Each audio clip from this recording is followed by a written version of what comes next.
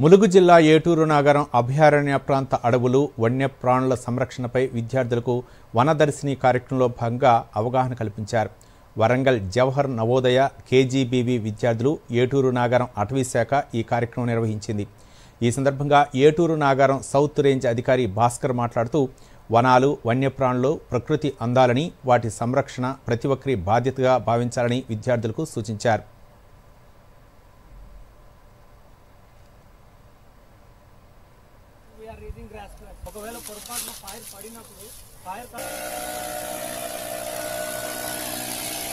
ఏటూరు నాగరం అభయారణ్యం నందు విద్యార్థులకి వనదర్శిని కార్యక్రమాన్ని ఏర్పాటు చేయడం జరిగింది. ఈ కార్యక్రమానికి స్థానికంగా ఉన్న కస్తూర్బా గాంధీ స్కూల్ విద్యార్థులు మరియు మామ్నూర్ నవోదయ స్కూల్ విద్యార్థులు హాజరు కావడం జరిగింది.